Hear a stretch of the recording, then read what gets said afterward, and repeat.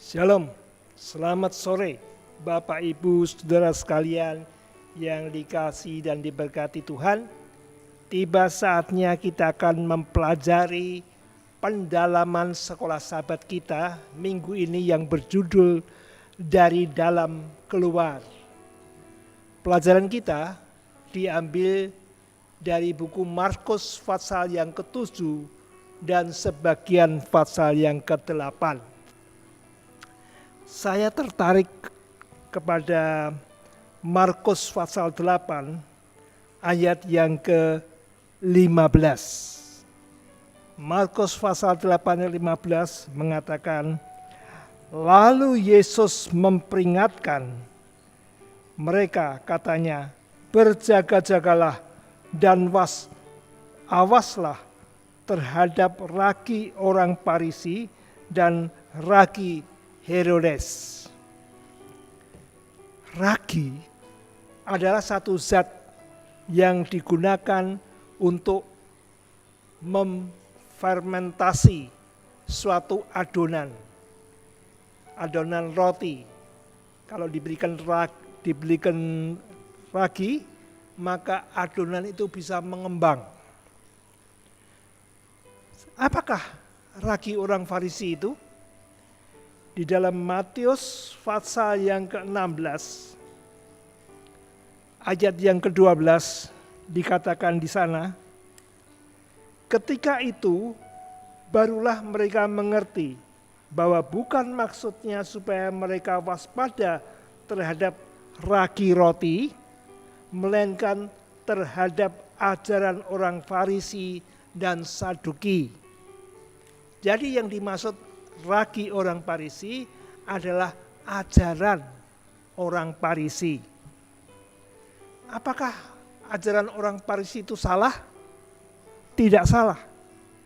Mereka berpegang kepada perjanjian lama, hukum Musa. Tetapi di dalam Matius 23 ayat 3, Matius 23 ayat 3 dikatakan, sebab itu turutilah dan lakukanlah segala sesuatu yang mereka ajarkan kepadamu. Tetapi janganlah kamu turuti perbuatan-perbuatan mereka, karena mereka mengajarkannya tetapi tidak melakukannya. Istilahnya di sini jarkoni, bisa ngajar tapi ora bisa ngelakoni. Ya. Nah, apalagi ragi orang Farisi itu? Kita buka di dalam Matius 23 ayat 5-7. Semua pekerjaan yang mereka lakukan hanya dimaksud supaya dilihat orang. Mereka memakai tali sembayang yang lebar dan jumbai yang panjang. Mereka suka duduk di tempat terhormat dalam perjamuan dan di tempat terdepan di rumah ibadat. Mereka suka menerima penghormatan di pasar dan suka dipanggil rabi. Jadi orang Farisi ini sukanya dilihat orang, ingin dihormati. Di tengah pasar dia berdoa, menunjukkan kesalehannya. Di tempat ibadat dia selalu duduk di muka. Bukan supaya dia mendengar dengan baik firman Tuhan, tetapi supaya dilihat orang. Nah, Matius 23 ayat 14 mengatakan, celakalah kamu, hai ahli-ahli Taurat dan orang-orang Farisi, hai kamu orang-orang munafik, sebab kamu menelan rumah janda-janda, sedang kamu mengelabui mata orang dengan doa yang panjang-panjang, sebab itu kamu pasti akan menerima hukuman yang lebih besar. Mereka kelihatannya saleh, tetapi hatinya penuh kejahatan, yaitu suka menipu, suka ngakali orang yang seperti janda-janda, orang yang tidak berpendidikan, orang yang lemah, diambil harta atau haknya. Nah, di dalam Matius 23 dikatakan, celakalah kamu, hai ahli-ahli Taurat dan orang-orang Farisi, hai kamu orang-orang munafik, sebab persepuluhan dari selasih, adas, manis, dan jintan kamu bayar, tetapi yang terpenting dalam hukum Taurat kamu abaikan, yaitu keadilan dan belas kasihan dan kesetiaan. Yang satu harus dilakukan dan yang lain jangan diabaikan. Dalam hal persembahan perpuluhan, betul-betul teliti, jujur di hadapan Tuhan. Tetapi di bidang yang lain, rasa kasih itu kurang. Tidak mempunyai keadilan dan sebagainya.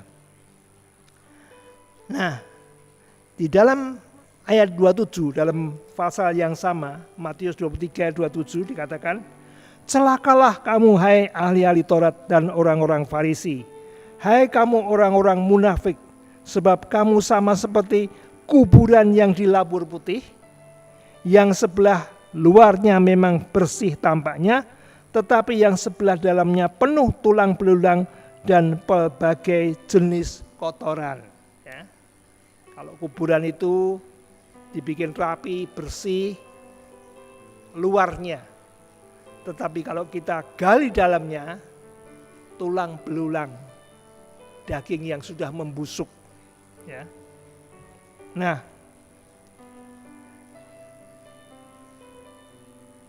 jadi ragi orang Farisi adalah penampilan lahiriah dengan motif ingin dihormati, ingin dipuji, ya. Hati-hati dengan pelayanan kita. Kalau kita mempunyai talenta berbicara, jauhkanlah motif ingin dipuji. Jauhkanlah motif ingin dihormati. Lakukanlah itu demi kemuliaan Tuhan.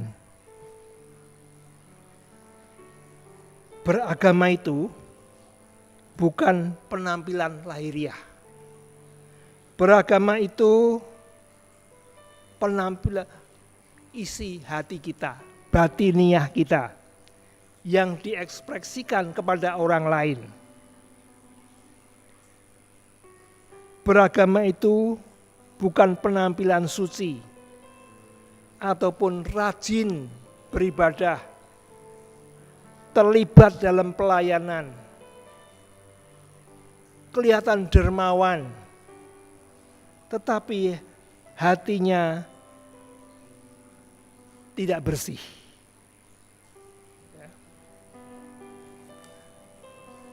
Yesus berkata di dalam Matius 7 ayat 23.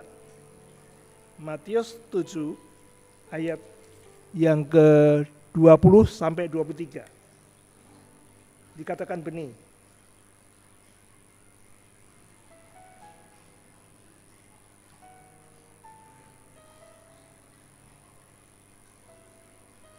Jadi dari buahnya lah kamu akan mengenal mereka.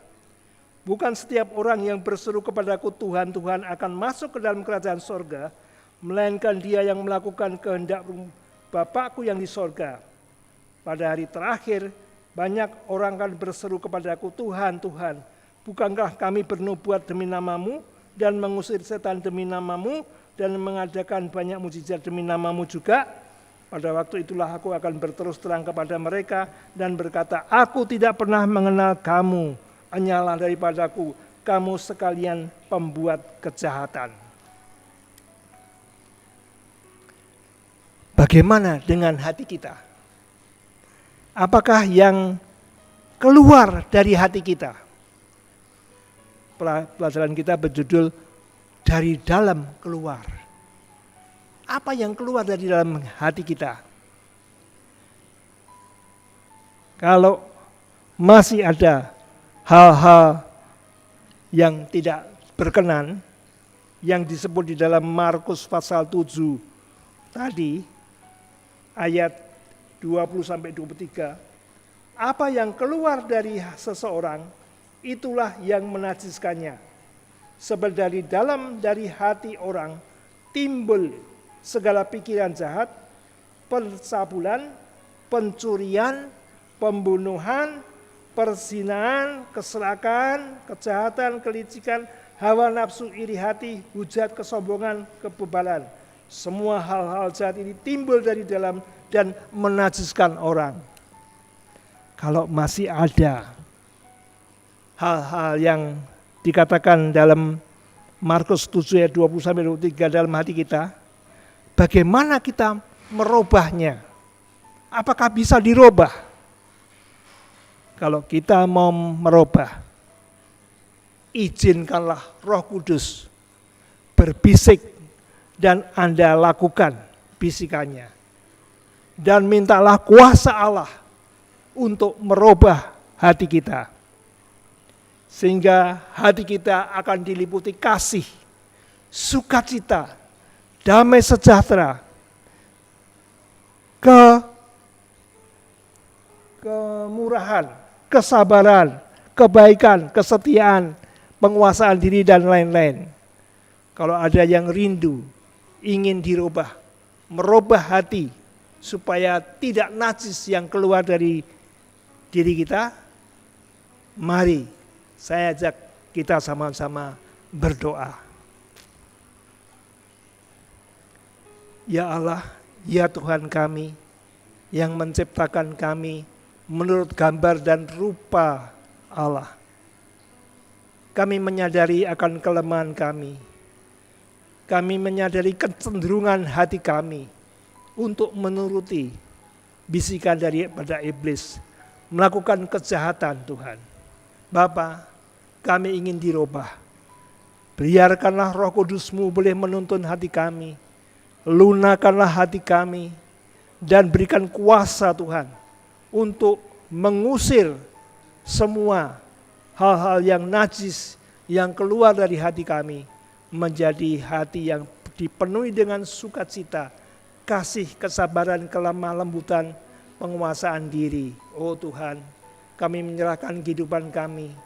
Biarlah kehidupan kami boleh senantiasa memuliakan Tuhan. Memberkati kami semua Tuhan. Mohon ampun dosa kami.